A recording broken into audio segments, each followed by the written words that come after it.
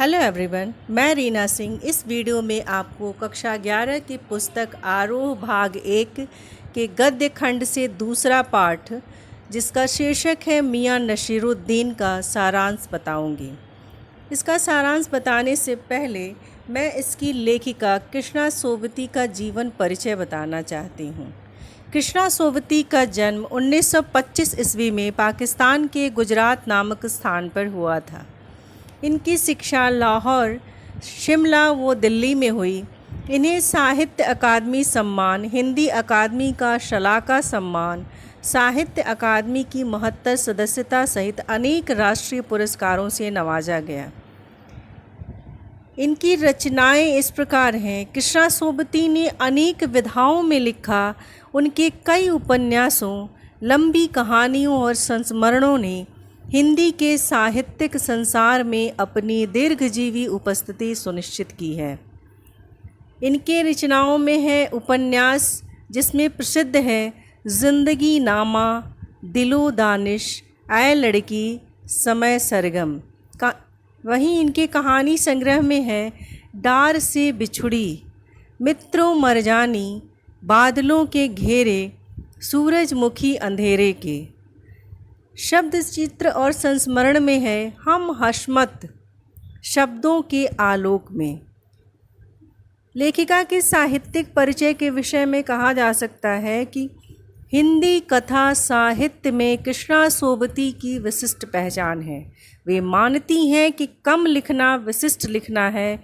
यही कारण है कि उनके संयमित लेखन और साफ सुथरी रचनात्मकता ने अपना एक नित नया पाठक वर्ग बनाया है। उन्होंने हिंदी साहित्य को कई ऐसे यादगार चरित्र दिए हैं जिन्हें अमर कहा जा सकता है, जैसे मित्रों, शाहनी, हशमत आदि। भारत पाकिस्तान पर जिन लेखकों ने हिंदी में कालजयी रचनाएं लिखी, उनमें कृष्णा सोबती का नाम पहली कतार में रखा जाएगा। यह कहना उचित होगा कि यशपाल के झूठा सच, राही मासूम रजा के आधा गांव और भीष्म साहनी के तमस के साथ साथ कृष्णा सोबती का जिंदगी नामा इस प्रसंग में विशिष्ट उपलब्धि है। संस्मरण के क्षेत्र में हम हशमत कृति का विशिष्ट स्थान है। इसमें उन्होंने अपने ही एक दूसरे व्यक्तित्व के रूप में हशमत नामक चरित्र का सृजन कर एक अद्भुत प्रयोग का उदाहरण प्रस्तुत किया है। उनके भाषिक प्रयोग में विविधता है। उन्होंने हिंदी की कथा भाषा को एक विलक्षण ताजगी दी है। संस्कृत निष्ठ तत्समता, उर्दू का बांकपन, पंजाबी की जिंदा दिली, ये सब एक साथ उनकी रचनाओं में मौजूद हैं। इस पुस्तक में जो उनकी रचना है मियाँ नसीरुद्दीन, ये एक शब्द चित्र है जो हम हशमत नामक संग्रह से लिया गया है। इसमें ख़ानदानी नानबाई मियाँ नसीरुद्दीन के व्यक्तित्व, रुचियों और स्वभाव का शब्द चित्र खींचा गया है। मियाँ नसीरुद्दीन अपने मसीहाई अंदाज से रोटी पकाने की कला और उसमें अपनी ख़ानदानी महारत बताते हैं। वे ऐसे इंसान का भी प्रतिनिधित्व करते हैं जो अपने पेशे को कला का दर्जा देते हैं और करके सीखने को असली हुनर मानते हैं। इसके साथ ही इस पाठ का सारांश इस प्रकार है। लेखिका बताती है कि एक दिन वह मटिया महल के गढ़ैया मोहल्ले की तरफ निकली तो एक अंधेरी गली में एक मामूली सी दुकान पर आटे का ढेर सनते देखकर उसे कुछ जानने का मन हुआ। पूछताछ करने पर पता चला कि यह ख़ानदानी नानबाई मियाँ नसीरुद्दीन की दुकान है। ये 56 किस्म की रोटियां बनाने के लिए मशहूर हैं। मियाँ चारपाई पर बैठे बीड़ी पी रहे थे। उनके चेहरे पर अनुभव और आँखों में चुस्ती व माथे पर कारीगर के तेवर थे। लेखिका के प्रश्न पूछने की बात पर उन्होंने अखबारों पर व्यंग किया। वे अखबार बनाने वाले व पढ़ने वाले दोनों को निठल्ला समझते हैं। लेखिका ने प्रश्न पूछा कि आपने इतनी तरह की रोटियां बनाने का गुण कहाँ से सीखा। उन्होंने बेपरवाही से जवाब दिया कि उनका ख़ानदानी पेशा है। उनके वालिद मियाँ बरकत शाही नानबाई थे और उनके दादा आला नानबाई मियाँ कल्लन थे। उन्होंने ख़ानदानी शान का एहसास करते हुए बताया कि उन्होंने यह काम अपने पिता से सीखा है। नसीरुद्दीन ने बताया कि हमने यह सब मेहनत से सीखा। जिस तरह बच्चा पहले अलिफ से शुरू होकर आगे बढ़ता है या फिर कच्ची पक्की दूसरे से होते हुए ऊंची जमात में पहुंच जाता है, उसी तरह हमने भी छोटे छोटे काम, बर्तन धोना, भट्टी बनाना, भट्टी को आँच देना आदि करके यह हुनर पाया है। तालीम की तालीम भी बड़ी चीज़ होती है। ख़ानदान के नाम पर वे गर्व से फूल उठते हैं। उन्होंने बताया कि एक बार बादशाह सलामत ने उनके बुज़ुर्गों से कहा कि ऐसी चीज़ बनाओ जो आग से न पके, पानी से न बने। उन्होंने ऐसी चीज़ बनाई और बादशाह को खूब पसंद आई। वे बड़ाई करते हैं कि ख़ानदानी नानबाई कुएं में भी रोटी पका सकता है। लेखिका ने इस कहावत की सच्चाई पर प्रश्न चिन्ह लगाया तो वे भड़क उठे। लेखिका जानना चाहती थी कि उनके बुज़ुर्ग किस बादशाह के यहाँ काम करते थे। अब उनका स्वर बदल गया। वे बादशाह का नाम स्वयं भी नहीं जानते थे। वे इधर उधर की बातें करने लगे। अंत में खींच कर बोले कि आपको कौन सा उस बादशाह के नाम चिट्ठी पत्री भेजनी है। लेखिका ने पीछा छुड़ाने की गरज से, जब लेखिका के प्रश्नों से मियाँ नसीरुद्दीन तंग आ जाते हैं तो वो लेखिका से पीछा छुड़ाने की गरज से उन्होंने बब्बर मियाँ को भट्टी सुलगाने का आदेश दिया। लेखिका ने उनके बारे में पूछा तो उन्होंने कहा कि वे उन्हें मजदूरी देते हैं। लेखिका ने रोटियों की किस्में जानने की इच्छा जताई तो उन्होंने फटाफट नाम गिनवा दिए। फिर तुनक कर बोले, तुनकी पापड़ से ज़्यादा महीन होती है। फिर वे यादों में खो गए और कहने लगे कि अब समय बदल गया है। अब खाने पकाने का शौक़ पहले की तरह नहीं रह गया है। न अब कद्र करने वाले हैं, न खाने की कद्र करने वाले लोग हैं, न उसे सराहने वाले। अब तो भारी और मोटी तंदूरी रोटी का बोलबाला है। हर व्यक्ति जल्दी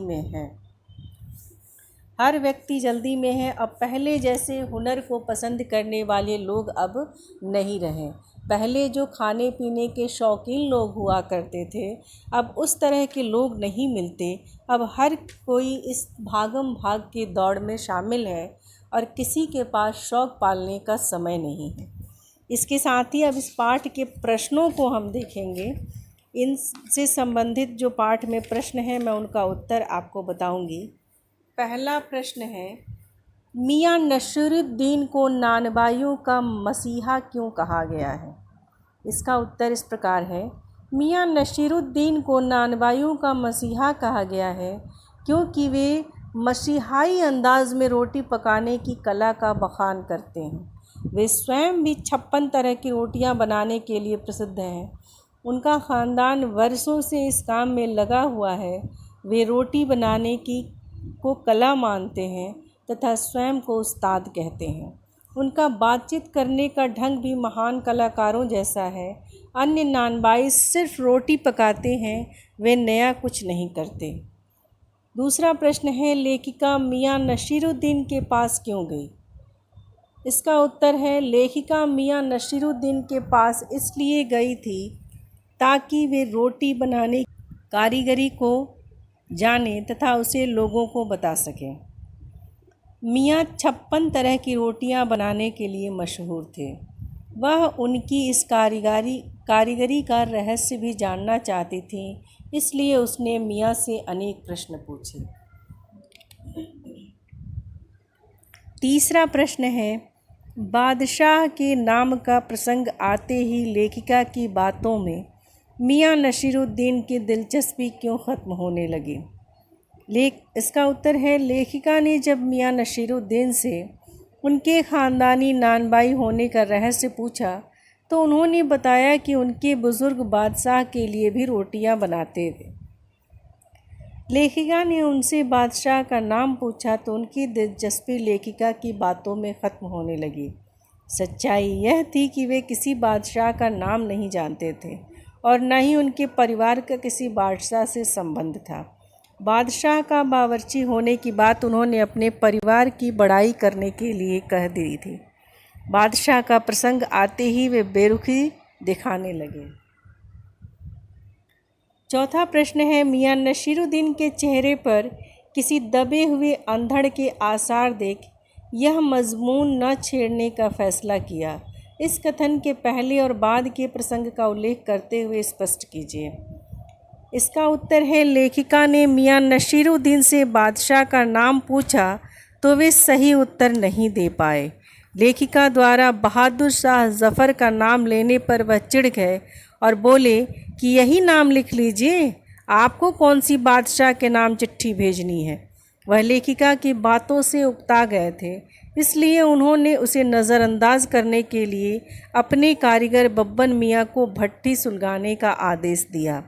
लेखिका उनके बेटे बेटियों के बारे में जानना चाहती थी, परंतु मियाँ को चिढ़ता देख वह चुप रह गई। फिर उसने पूछा कि कारीगर लोग आपकी शागिर्दी करते हैं, तो मियाँ ने गुस्से में उत्तर दिया कि खाली शागिर्दी नहीं, 2 रुपये मन आटा और 4 रुपये मन मैदा के हिसाब से इन्हें गिन गिन कर मजूरी भी देता हूँ। लेखिका द्वारा रोटियों के नाम पूछने पर मियाँ ने पल्ला झाड़ते हुए कुछ रोटियों के नाम गिना दिए। इसके बाद लेखिका ने उनके चेहरे का तनाव देखा। पांचवा प्रश्न है, पाठ में मियाँ नसीरुद्दीन का शब्द चित्र लेखिका ने कैसे खींचा है। इसका उत्तर इस प्रकार है, पाठ में मियाँ नसीरुद्दीन का शब्द चित्र लेखिका ने इस प्रकार खींचा है। हमने जो अंदर झांका तो पाया मियाँ चारपाई पर बैठे बीड़ी का मज़ा ले रहे हैं। मौसमों की मार से पका चेहरा, आँखों में काइयाँ, भोलापन और पेशानी पर मंजे हुए कारीगर के तेवर। मौसमों की मार से पका हुआ चेहरा अर्थात उनके जीवन का एक लंबा समय बीत चुका है। देखने से वो एक तजुर्बेकार उम्रदराज व्यक्ति दिखते हैं। इसके साथ ही यह पाठ समाप्त होता है। Thank you.